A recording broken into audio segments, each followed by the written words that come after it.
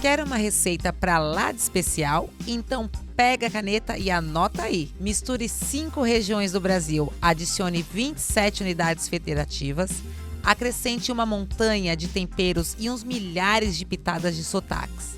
Pronto, o resultado tá aí. Uma verdadeira mistura popular. No nosso terceiro programa, você vai descobrir como a banda conseguiu criar um álbum que faz uma verdadeira viagem pela cultura brasileira. Então, acomode-se e sinta-se em casa.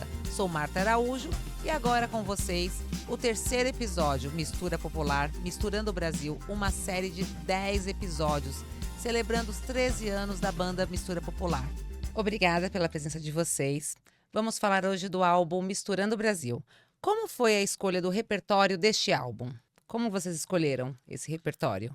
Olha, o repertório foi bem na época que o Mistura Popular começou a chamar Mistura Popular. E aí a gente ia tocar em outros estados, a gente dizia, olha, a gente precisa fazer com que o Mistura chegue em outros locais, outros estados. Pelo menos, a gente queria, chegue no Brasil todo. Então, a gente foi pegando algumas músicas, alguns ritmos de alguns estados, tipo Carimbó, no Pará. É um dos ritmos que é tocado no Pará. Não é só, mas é um dos. Rancheira, lá do sul, a gente gravou uma rancheira. Aqui em São Paulo, a gente regravou o Brasileirinho, Chiclete com Banana, e foi colocando alguns ritmos de alguns estados para. A ideia era para chegar a outras regiões do Brasil. Não necessariamente que o pessoal dos outros estados não ouçam as outras músicas, né? Que não seja do seu estado.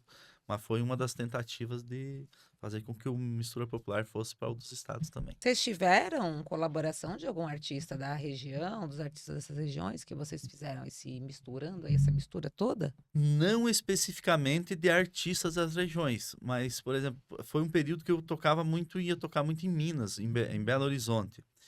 E aí, muitas conversas com vários companheiros dessas regiões e do Pará também.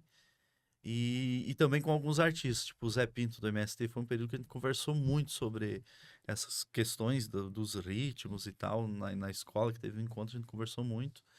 E na época com o Zé Vicente, a gente conversou bastante também, né, dos ritmos do Brasil, e até falei, ó, a gente tá gravando um negócio que quer que chegue em outras regiões e tal. E também com a galera do Sul, por isso que até gravamos uma rancheira, o pessoal fala, vocês não gravam nada que é daqui. Então foi uma tentativa de, né, conversa com alguns artistas e mais especificamente com pessoas das regiões, assim, que ajudaram a dar uma influenciada nessa questão do repertório. Na construção do repertório, então, vocês não fizeram uma pesquisa mais a fundo, na verdade, foi algo mais empírico. Aquela pesquisa mais de contato, de experiência mesmo, para fazer essa construção desses ritmos desse álbum? Já era parte do repertório, né? Tipo, que a gente era acostumado a tocar, acostumado a ouvir. Então, claro que esse papo que o Jadir teve com essa galera também influenciou. Tipo, o que seria relevância pensando por grandes regiões ou mesmo por estado para tocar? Esses ritmos, tá, beleza. Inclusive, a primeira vez que o Elcio tocou com nós aqui em Cotia, inclusive o pessoal fez uma apresentação, né? O pessoal do Pará, na época, uma apresentação muito linda de carimbó. Aquele dia eu falei, gente, a gente precisa gravar um carimbó. E muito lindo mesmo, assim. Então foi uma apresentação muito legal, que foi no Encontro Nacional do MAB aqui em Cotia. E o pessoal do Pará, né?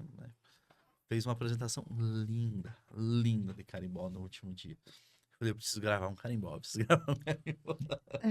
E vocês usaram algum instrumento, alguma coisa típica para gravar essas faixas, para dar mais autenticidade? Olha, assim, ó, quando a gente, mesmo hoje no Mistura, assim, quando a gente grava qualquer música, a gente sempre tenta dar uma cara daquilo que a gente tem no Mistura, né? Que é a sanfona, a percussão, a batera, o baixo, os violões, às vezes guitarra e as flautas.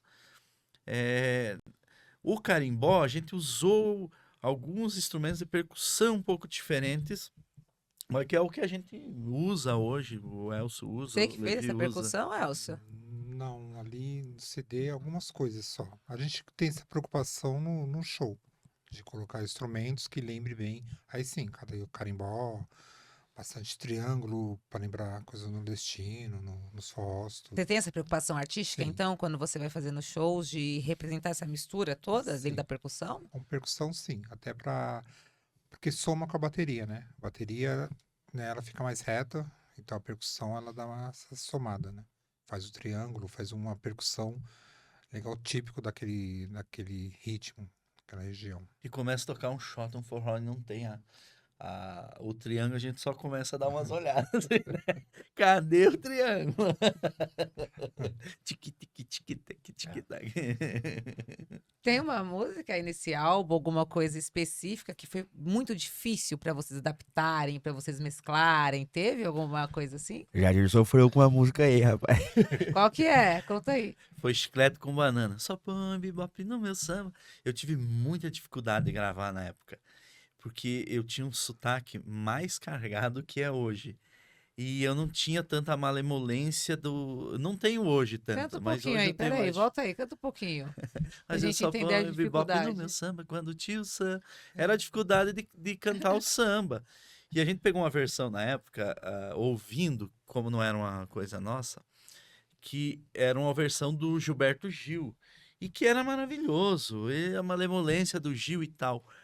E eu tive bastante dificuldade na época. Acho que hoje eu ia ter muito mais facilidade, ia ser tranquilo, até porque eu canto ela hoje, em casa, às vezes eu pego o violão e fico cantando. Mas na época foi. Foi mais Foi osso. difícil que o hip hop? Que Foi. fala hip hop? Rip Rop. Rip Rop. Rip Rop.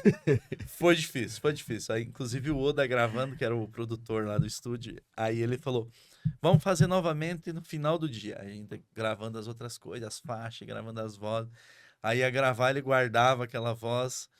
Eu falei, vamos fazer amanhã que eu estudo à noite. No outro dia ia gravar, era a mesma coisa. Então, bastante dificuldade. Depois ela ficou bonito no álbum, ficou. E acho que hoje eu ia ter, né, pelos estudos e tal, ia ter um pouco mais de facilidade. Tem quanto tempo esse álbum de vocês?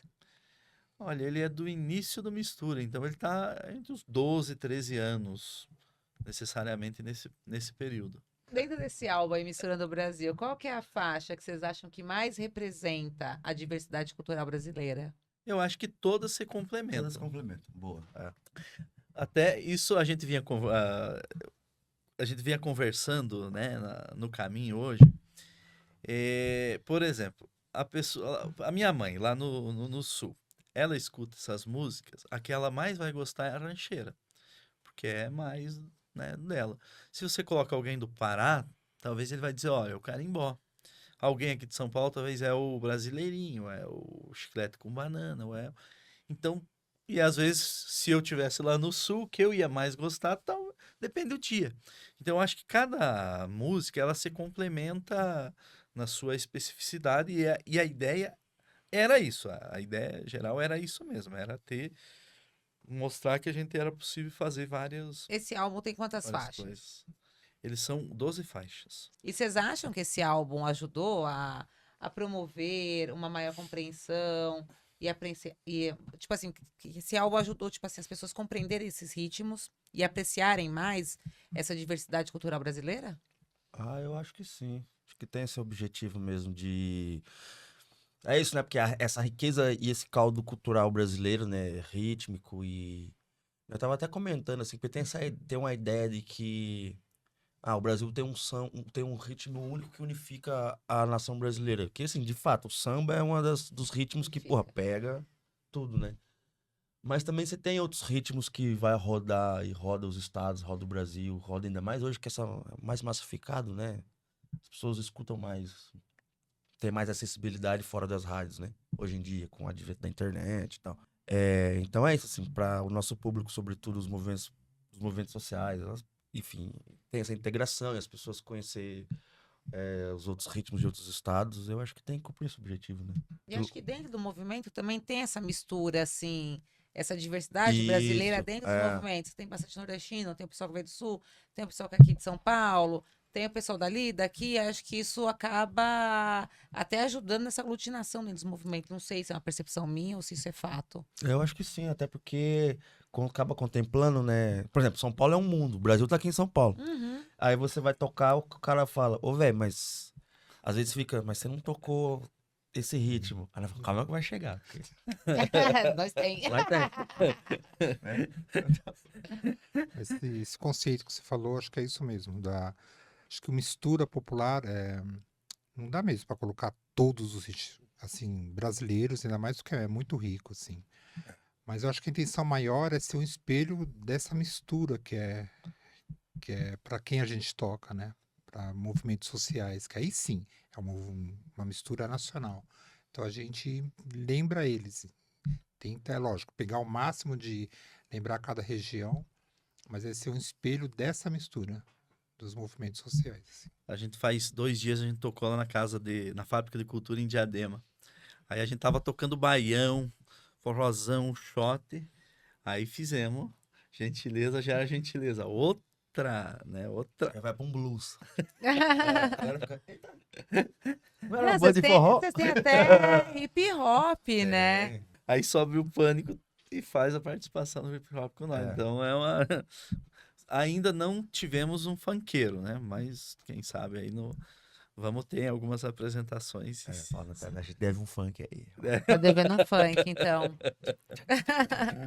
Mas é isso, então, galera. Obrigada pela presença de vocês. Assim chegamos ao fim deste episódio. Hoje você conheceu o processo de criação artística da banda Mistura Popular e a sua relação com a cultura brasileira. No próximo programa, a gente vai falar sobre as cirandas de roda e o imaginário folclórico sob a perspectiva da banda Mistura Popular. Espero por você. Até a próxima!